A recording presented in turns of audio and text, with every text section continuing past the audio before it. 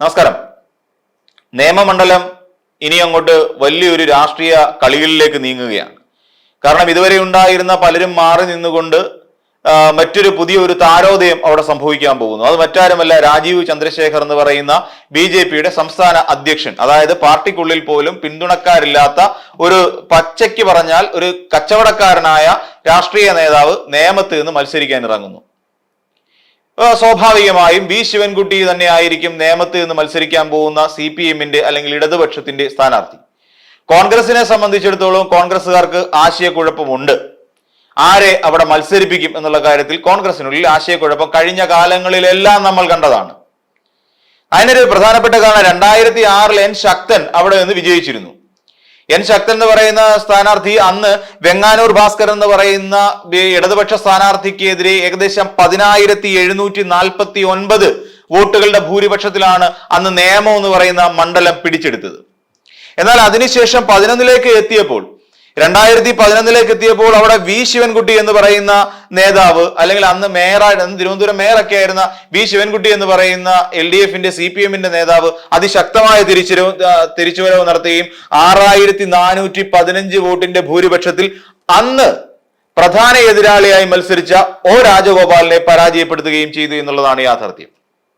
അവിടെ അപ്പോഴും പ്രധാനപ്പെട്ട ഒരു കോൺഗ്രസ് എന്ന് പറയുന്ന ഒരു സ്ഥാനാർത്ഥി അല്ലെങ്കിൽ UDFന്റെ സ്ഥാനാർത്ഥി എന്ന് പറയാൻ പേരിന് പോലും കൊള്ളാവുന്ന ഒരാൾ അന്ന് നിയമമണ്ഡലത്തിൽ മത്സരിച്ചിരുന്നില്ല എന്നുള്ളതാണ് യാഥാർത്ഥ്യം.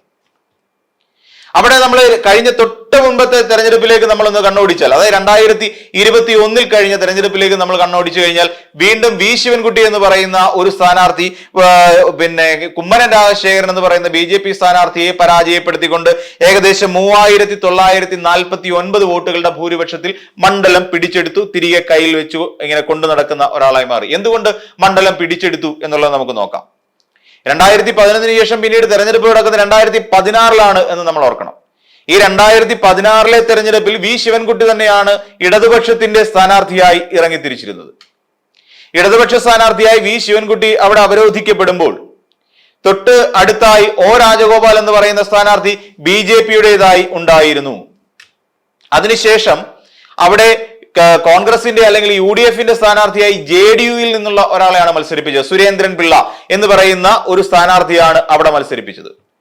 പകരമായി നമ്മൾ പരിശോധിച്ചു കഴിഞ്ഞാൽ കഴിഞ്ഞ കാലങ്ങളിലേക്കാട്ടിൽ ഏകദേശം, അതായത് 2011 O രാജഗോപാൽ ഏകദേശം 43,000 വോട്ടുകളാണ് നേടിയിരുന്നതെങ്കിൽ പിന്നീട് തൊട്ടടുത്ത തവണ 2016 നടന്ന തെരഞ്ഞെടുപ്പിൽ വി സുരേന്ദ്രൻ പിള്ളയുടെ വോട്ടുകൾ കൂടി പിടിച്ചെടുത്തുകൊണ്ട് ഏകദേശം O രാജഗോപാൽ 67,813 വോട്ടുകളാണ് പിടിച്ചെടുത്തത്.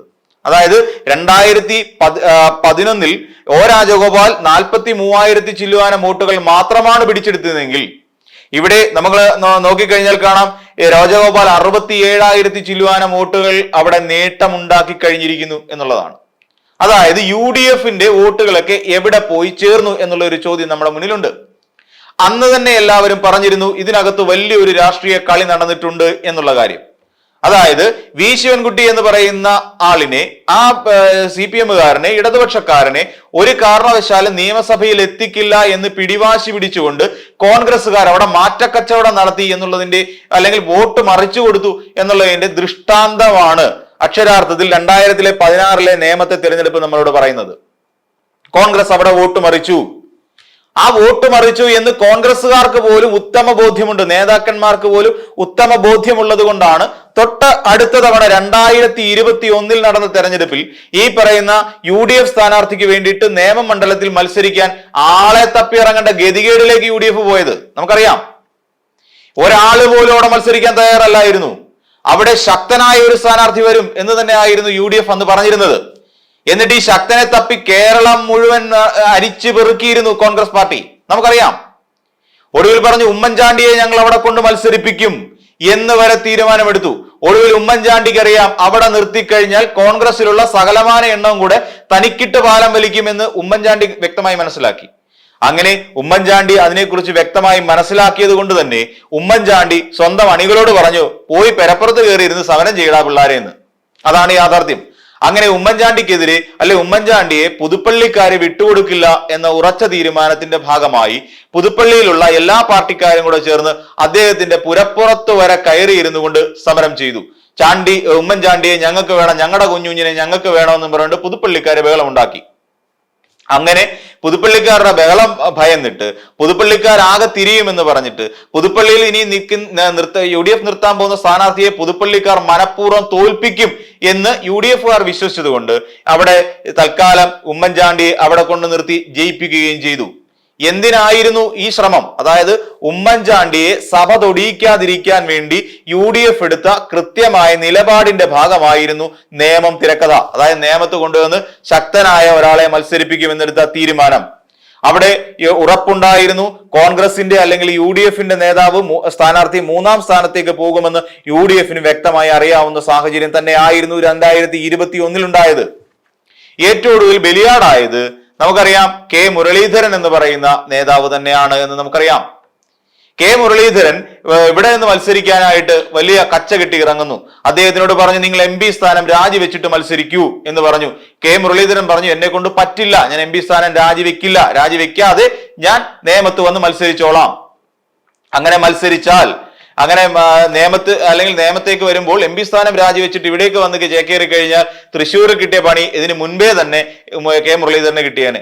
അതുകൊണ്ട് തന്നെ കെ മുരളീധരൻ പറഞ്ഞു, ഇല്ല, ഞാൻ അങ്ങനെ MP സ്ഥാനം രാജിവെച്ചുള്ള കളിക്ക് നിൽക്കുന്നില്ല, MP ആയിരിക്കെ തന്നെ ഞാൻ അവിടെ ഒന്ന് മത്സരിക്കാം, ജയിച്ചാൽ ഞാൻ MP സ്ഥാനം രാജിവെക്കാം. ഇതായിരുന്നു കെ മുരളീധരന്റെ ഉറപ്പ്. അങ്ങനെ കെ മുരളീധരൻ വീണ്ടും ഇവിടെ മത്സരിക്കാൻ ഇറങ്ങുന്നു. അങ്ങനെ കെ മുരളീധരൻ നേടിയത് വെറും 36,524 വോട്ടുകളാണ് നേടിയത്. ഇതിനകത്ത് കളി നടന്നിട്ടുണ്ടോ ഇല്ലയോ എന്ന് നമ്മൾ 2016-ലെയും 2021-ലെയും UDFന് കിട്ടിയ വോട്ടുകൾ വെച്ച് പരിശോധിച്ചാൽ മനസ്സിലാവും.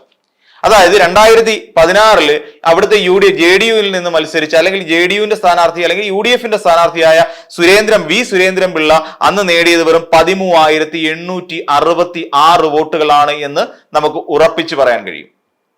അതേസമയം കെ മുരളീധരൻ മത്സരിച്ചപ്പോൾ UDFനിലേക്ക് വന്നു വീണ വോട്ടുകളുടെ എണ്ണം അത് 36,524 എന്ന നിലയ്ക്ക് ഉയർന്നു വന്നു. അതായത് UDFന്റെ വോട്ടിൽ ഭൂരിപക്ഷവും കൃത്യമായി തന്നെ കെ മുരളീധരനിലേക്ക് എത്തി എന്നുള്ളതാണ് നമുക്ക് മനസ്സിലാക്കാൻ കഴിയുന്നത്. ഇതിൽ നിന്ന് നമുക്ക് മനസ്സിലാക്കാൻ കഴിയുന്നത് അവിടെ 2016 UDFുകാർ പാലം വലിച്ചു എന്ന് തന്നെയാണ് നമുക്ക് മനസ്സിലാക്കാൻ കഴിയുന്നത്. ഇവിടെയും പാലം വലി നടന്നിട്ടുണ്ട്. അതുകൊണ്ട് തന്നെയാണല്ലോ വി ശിവൻകുട്ടി അതായത് കുമ്മനം രാജശേഖരൻ വെറും 51,880 എന്ന് പറയുന്ന വോട്ടിലേക്ക് എത്തിയത്, ആ ഒരു വോട്ട് നിലയിലേക്ക് എത്തിയത്. അപ്പോഴും ഇവിടെയും കളി നടന്നിട്ടുണ്ട്. അങ്ങനെ വി ശിവൻകുട്ടി 55,837 വോട്ടുകളോടുകൂടി ഏകദേശം 3,949 വോട്ടുകളുടെ ഭൂരിപക്ഷത്തിൽ വി ശിവൻകുട്ടി നിയമസഭയിലേക്ക് എത്തുകയും തുടർന്ന് വിദ്യാഭ്യാസ മന്ത്രിയാകുകയും ചെയ്തു എന്നുള്ളതാണ് യാഥാർത്ഥ്യം. അപ്പോ കേരളത്തിൽ നിയമം എന്ന് പറയുന്ന മണ്ഡലത്തെ BJPക്കാർ ഇപ്പോ A ക്ലാസ് മണ്ഡലം എന്നുള്ള നിലയിലാണ് അടയാളപ്പെടുത്തുന്നത്. അതായത് BJPയുടെ A ക്ലാസ് മണ്ഡലമാണ് നിയമം. അതുകൊണ്ട് അവിടെ ശക്തനായ ഒരു സ്ഥാനാർത്ഥി BJPയുടെ ഇറങ്ങണം. ആരാണ് നേമത്തെ അതായത് N ശക്തൻ 2006 ജയിച്ച മണ്ഡലം നമ്മൾ ആലോചിച്ച് നോക്കണം. N ശക്തൻ എന്ന് പറയുന്ന കോൺഗ്രസിന്റെ നേതാവ് 2006 ജയിച്ച ഒരു മണ്ഡലത്തെ ഇവിടെ ഇന്നുകൊണ്ട്, അതായത് സെക്കൻഡ് വന്നത് അന്ന് വെങ്ങാനൂർ ഭാസ്കരനാണ് നമ്മൾ ആലോചിക്കണം, CPMന്റെ. അപ്പം ഇടത് വലത് മുന്നണികൾ 1ഉം 2ഉം സ്ഥാനത്ത് വന്ന് നിന്ന ആ മണ്ഡലത്തെ 2011 എത്തിയപ്പോഴേക്കും ഇവിടെ കൊണ്ടുവന്ന് അതിനെ BJPയുടെ A ക്ലാസ് മണ്ഡലമാക്കി തീർത്ത UDFന്റെ നയം കൊണ്ടാണ്, UDFന്റെ നിലപാട് മാറ്റം കൊണ്ടാണ്. തുടർന്ന് വീണ്ടും 2016 എത്തുമ്പോൾ ഏകദേശം 8,671 വോട്ടുകളുടെ ഭൂരിപക്ഷത്തിൽ O രാജഗോപാലിനെ ജയിക്കാൻ വിട്ടതും ആരാണ്? UDF തന്നെയാണ്. അതായത് സ്വന്തം കയ്യിലിരുന്ന മണ്ഡലത്തെ, ആ മണ്ഡലത്തിൽ 3-ാം സ്ഥാനത്തേക്ക് UDF എത്തിപ്പെടാനുള്ള പ്രധാന കാരണക്കാരെന്ന് പറഞ്ഞാൽ കോൺഗ്രസ് നേതാക്കൾ തന്നെയാണ്. അവരുടെ അനാവശ്യമായ അധികാരമോഹവും അങ്ങോട്ടും ഇങ്ങോട്ടും തമ്മിലുള്ള ഒത്തുകളി എന്ന് വെച്ചാൽ കോലീബി സഖ്യം എന്ന് പറയുന്ന സഖ്യം പ്രവർത്തിച്ചിട്ടുള്ളത് നിയമമണ്ഡലത്തിൽ ഉദാഹരണമായി നമുക്ക് കാണാൻ സാധിക്കും. എന്നാൽ ഇനി അതുകൊണ്ട് തന്നെ A ക്ലാസ് മണ്ഡലമായ നിയമത്തേക്ക് ഈ രാജീവ് ചന്ദ്രശേഖർ എന്ന് പറയുന്ന BJPയുടെ സംസ്ഥാന അധ്യക്ഷൻ രംഗപ്രവേശം ചെയ്യുന്നു. അവിടെ നിന്ന് മത്സരിക്കാൻ പോകുന്നു. കാരണം അവിടെ നിന്ന് വിജയിക്കാൻ കഴിയും. കഴിഞ്ഞ 2 തവണത്തെ തെരഞ്ഞെടുപ്പ് അദ്ദേഹം പരിശോധിച്ചപ്പോഴും അദ്ദേഹത്തിന് മനസ്സിലായ 3 തവണത്തെ തെരഞ്ഞെടുപ്പ് പരിശോധിച്ചപ്പോഴും അദ്ദേഹത്തിന് മനസ്സിലാക്കാൻ കഴിഞ്ഞ ഒരു കാര്യം, അവിടെ BJPക്ക് നല്ല വേരോട്ടമുള്ള മണ്ണ് തന്നെയാണ്. അങ്ങനെ അവിടെ വിജയിക്കാം. എന്നാൽ ഇത്തവണ അത്ര ഈസിയായി ഒരു നേട്ടം ഉണ്ടാക്കിയെടുക്കാൻ കഴിയുമോ ഒ രാജഗോപാലിനെ പോലെ രാജീവ് ചന്ദ്രശേഖറിന് കഴിയുമോ എന്നുള്ളതാണ് നമ്മുടെ പ്രധാന ചോദ്യം. എന്നാൽ ഇല്ല എന്ന് നമുക്ക് പറയേണ്ടി വരും. കാരണം വി ശിവൻകുട്ടി എന്ന് പറയുന്ന ഒരാൾ വിദ്യാഭ്യാസ വകുപ്പ് മന്ത്രി ആകുന്നതിന് മുൻപും ശേഷവും എന്ന് പറയുന്ന ഒരു കാരണങ്ങളുണ്ട്. അതായത് ഇപ്പൊ 10ാം വർഷത്തിലേക്ക് കടക്കുന്നു, അതായത് 5ാം വർഷത്തിലേക്ക് വി ശിവൻകുട്ടി മന്ത്രിസ്ഥാനം കൊണ്ട് കടക്കുമ്പോൾ 1ാം വർഷത്തിന്റെ തുടക്കത്തിൽ നമുക്കെല്ലാവർക്കും ഒരേപോലെ ആശങ്കയുണ്ടായിരുന്നു. നമുക്കറിയാം, നിയമസഭയിൽ ഉണ്ടായ കയ്യാങ്കളി കേസുമായി ബന്ധപ്പെട്ട് അദ്ദേഹം കാണിച്ചിട്ടുള്ള സമീപനങ്ങളും അദ്ദേഹത്തിന്റെ ചില രാഷ്ട്രീയ നിലപാടുകളും അദ്ദേഹത്തിന്റെ പ്രസംഗങ്ങളും എല്ലാം കേൾക്കുന്ന നമുക്ക് മനസ്സിലാവും ഇദ്ദേഹം എങ്ങനെ വിദ്യാഭ്യാസ വകുപ്പ് മന്ത്രിയായിരിക്കും എന്നുള്ള ഒരു ചോദ്യം നമ്മുടെ മുന്നിൽ ഉണ്ടായിരുന്നു. അതേസമയം അദ്ദേഹം അധികാരമേറ്റ് 5ാം വർഷത്തിലേക്ക് കടക്കുന്ന ഈ സാഹചര്യത്തിൽ പോലും നമുക്ക് മനസ്സിലാക്കാൻ കഴിയും കേരളത്തിലെ ഏറ്റവും മികച്ച വിദ്യാഭ്യാസ വകുപ്പ് മന്ത്രിമാരുടെ നിരയിലേക്ക് എത്തിപ്പെടാൻ വി ശിവൻകുട്ടി എന്ന് പറയുന്ന ഒരാൾക്ക് കഴിഞ്ഞു എന്നുള്ളത് തന്നെയാണ് വി ശിവൻകുട്ടിക്കുള്ള പ്രാധാന്യം.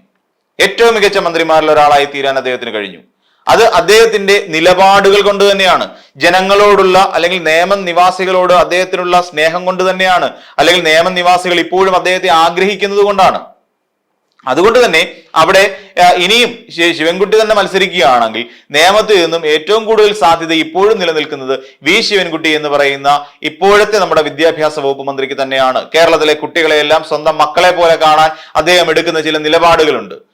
കഴിഞ്ഞ ദിവസം ഒരു മലപ്പുറത്ത് ചെന്ന് പത്രസമ്മേളനത്തിന് ഇരിക്കുന്ന സമയത്ത് കുട്ടികൾ വളരെ കാര്യമായി വന്ന് പറയുന്ന 100 വർഷത്തിലധികം പഴക്കമുള്ള ഒരു സ്കൂളിന്റെ ഗതികേടിനെ കുറിച്ച് മന്ത്രിയോട് വന്ന് കാര്യം പറയുമ്പോൾ അതിനെ അനുഭാവപൂർവ്വം അതിനെ പരിഗണിക്കുന്ന ഒരു മന്ത്രിയുണ്ട്. ഫണ്ട് വേറെ എവിടെയെങ്കിലും വന്നു കഴിഞ്ഞ ഉടൻ തന്നെ നിങ്ങളുടെ സ്കൂളിന്റെ കാര്യം പരിഗണിക്കും എന്ന് പറയുന്ന ഒരു മന്ത്രി.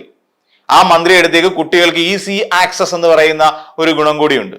ആ മന്ത്രി അടുക്കിലേക്ക് കുട്ടികൾക്ക് എത്ര പെട്ടെന്ന് വേണമെങ്കിലും ചെന്നെത്താൻ സാധിക്കും.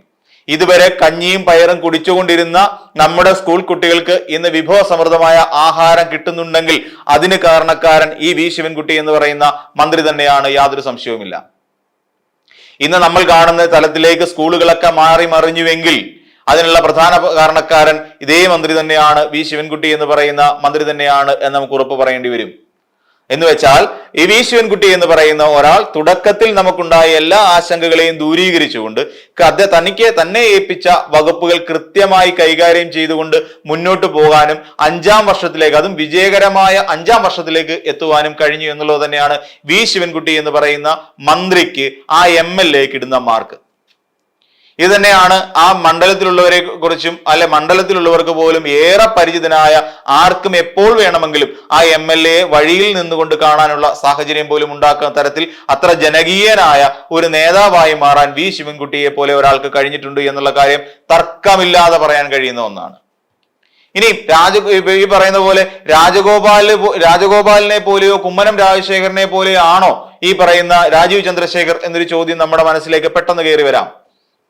ഈ രാജീവ് ചന്ദ്രശേഖറിന്റെ പാർട്ടിയിൽ തന്നെ അദ്ദേഹത്തിനെതിരായി ശക്തമായ ഒരു വികാരം പ്രവർത്തിച്ചു വരുന്നുണ്ട്. തന്നെയുമല്ല, ജനങ്ങൾക്കിടയിലേക്ക് ജനകീയ നേതാവ് എന്നുള്ള നിലയിൽ ആ ഒരു മുഖം എന്നുള്ള രീതിയിലേക്കൊന്നും രാജീവ് ചന്ദ്രശേഖർ എന്ന് പറയുന്ന നേതാവിന് മാറാൻ സാധിച്ചിട്ടില്ല എന്നുള്ളത് അദ്ദേഹത്തിന്റെ ഏറ്റവും വലിയ ഒരു ന്യൂനതയാണ്. ഒരു അവസരം തരൂ, ഞാനത് ചെയ്തു കാണിക്കാം എന്ന് പറയാൻ മാത്രമുള്ള ചങ്കൂറ്റം രാജീവ് ചന്ദ്രശേഖരനുണ്ടോ? ഉണ്ടാവാൻ സാധ്യതയില്ല. നിലവിലത്തെ സാഹചര്യം അനുസരിച്ച്, നിലവിലത്തെ രാഷ്ട്രീയ സാഹചര്യങ്ങളും പ്രതിപക്ഷത്തിന്റെ ദൗർബല്യവും എല്ലാം കൂടി കണക്കാക്കുമ്പോൾ ഇപ്പോഴത്തെ സാഹചര്യം അനുസരിച്ച് ഇടതുപക്ഷ ജനാധിപത്യ മുന്നണി തന്നെ ആയിരിക്കും 2026-ലും ഇവിടെ ഭരണം ഉറപ്പിക്കുക, അല്ലെങ്കിൽ LDF ഗവൺമെന്റ് തുടർ ഭരണത്തിലേക്ക് എത്തിപ്പെടുമെന്ന് തന്നെയാണ് ഭൂരിപക്ഷം ആളുകളും അടിയുറച്ച് വിശ്വസിക്കുന്നത്. അതിനായിട്ടുള്ള എല്ലാ നീക്കങ്ങളും കൃത്യമായി നടത്തിക്കൊണ്ടു പോകാൻ ഇവിടുത്തെ LDF ഗവൺമെന്റിന് സാധിക്കുന്നു എന്നുള്ളതാണ് ഏറ്റവും വലിയ പ്രാധാന്യം. അപ്പൊ അങ്ങനെ വരുന്ന ആ ഒരു സാഹചര്യം പരിഗണിക്കുമ്പോൾ രാജീവ് ചന്ദ്രശേഖർ ഏത് തരത്തിലുള്ള ഉറപ്പ് കൊടുത്തിരുന്നാലും നേമത്തുകാർക്ക് അത് വിശ്വസിക്കാൻ കഴിയുന്ന ഒരു സാഹചര്യമല്ല ഇപ്പോഴുള്ളത്. അവർക്ക് ഒരു മികച്ച ഒരു മന്ത്രിയെയാണോ ആവശ്യം, അതോ സഭയിൽ കൃത്യമായ വോയിസ് പോലും ഇല്ലാത്ത വെറും ഒരു MLA ആണോ ആവശ്യം എന്നുള്ളതാണ് കൃത്യമായി നേമത്തുകാർ ചിന്തിക്കുന്നത്. കഴിഞ്ഞ 5 വർഷക്കാലം ഒരു മന്ത്രി ഉണ്ടായിരുന്നു തങ്ങളുടെ ആവശ്യങ്ങൾ നിറവേറ്റി തരാൻ എന്ന് തിരിച്ചറിവുള്ള വ്യക്തികളാണ് നേമത്തുള്ള ആളുകൾ. നേമത്തെ വോട്ടർമാർ അങ്ങനെ ചിന്തിക്കുന്നവരാണ്. ഇനി രാജീവ് ചന്ദ്രശേഖർ വരുമ്പോഴോ പ്രത്യേകിച്ച് മാറ്റമൊന്നും ഉണ്ടാകുന്നില്ല, പ്രത്യേകിച്ച് ഗുണവും ഉണ്ടാകുന്നില്ല. അതായത് 2016 ഒ രാജഗോപാൽ നിയമമണ്ഡലത്തെ പ്രതിനിധീകരിച്ചുകൊണ്ട് എന്ത് വികസനമാണ് അല്ലെങ്കിൽ എന്തെന്ത് നേട്ടങ്ങളാണ് ആ മണ്ഡലത്തിലേക്ക് ഒഴുകിയെത്തിയതെന്ന് ഈ പറയുന്ന നേമത്തുള്ള സകലമാന ആൾക്കാർക്കും അറിയാം. എന്തിനായിരുന്നു ഇങ്ങനെ ഒരു MLA എന്ന് പോലും ജനങ്ങൾ ചോദിച്ചു പോയ ഒരു സാഹചര്യമായിരുന്നു 2016 മുതൽ 21 വരെയുള്ള ആ കാലഘട്ടം, ഒരു 5 വർഷക്കാലം. ഈ 5 വർഷക്കാലം കൊണ്ട് നേമത്തുകാർക്ക് ഒരു ഗുണവും കിട്ടിയിട്ടില്ല. അതേസമയം അന്ന് പറഞ്ഞിരുന്നു ഞങ്ങൾക്കൊരു അബദ്ധം പറ്റി, വി ശിവൻകുട്ടിയെ ജയിപ്പിച്ചാൽ മതിയായിരുന്നു എന്ന് നേമത്തുകാർ ഒരേ സ്വരത്തിൽ പലപ്പോഴും പറഞ്ഞിട്ടുമുണ്ട്. അപ്പോൾ ആ സാഹചര്യമാണ് ഇപ്പോൾ നേമത്തെ സംബന്ധിച്ചിടത്തോളം നിലവിലുള്ളത്. ഇനി വരാൻ പോകുന്ന ഒരാള് കോൺഗ്രസിന്റെ അല്ലെങ്കിൽ UDF-ന്റെ സ്ഥാനാർത്ഥി എത്രത്തോളം ശക്തനാണ് എന്ന് നമ്മൾ കണ്ടറിയേണ്ടിയിരിക്കുന്നു. അങ്ങനെ ശക്തനാണെങ്കിൽ പോലും BJP-യെ അല്ലെങ്കിൽ വി ശിവൻകുട്ടി എന്ന് മുഖ്യ എതിരാളിയെ പരാജയപ്പെടുത്താൻ വേണ്ടിയിട്ട് ഈ പറയുന്ന UDF-കാര് കൃത്യമായി BJP-ക്ക് വോട്ട് രേഖപ്പെടുത്തുകയും BJP-യെ ജയിപ്പിക്കാനുള്ള നീക്കം നടത്തുകയും ചെയ്യും. ഇതിനെ പ്രതിരോധിക്കേണ്ടത് അവിടെ നിഷ്പക്ഷമതികളായ അവിടുത്തെ ജനങ്ങളാണ് എന്നുള്ള കാര്യം ഉറപ്പാണ്. എന്ത് തന്നെയാണെങ്കിലും പ്രാഥമികമായി നമ്മൾ വിശകലനം ചെയ്യുമ്പോൾ നേമത്ത് വികസന പ്രവർത്തനങ്ങൾ കൂടി നമ്മൾ കണക്കിലെടുത്ത് പരിശോധിക്കുമ്പോൾ എന്തുകൊണ്ടും ഈ നേമമണ്ഡലത്തിൽ നിന്ന് വീണ്ടും സാധ്യത 2026 സാധ്യത തെളിഞ്ഞു നിൽക്കുന്നത് വി ശിവൻകുട്ടി എന്ന് പറയുന്ന നമ്മുടെ ഇപ്പോഴത്തെ വിദ്യാഭ്യാസ തൊഴിൽ വകുപ്പ് മന്ത്രിയാണ് എന്ന് നമുക്ക് ഉറപ്പിച്ചു പറയാം.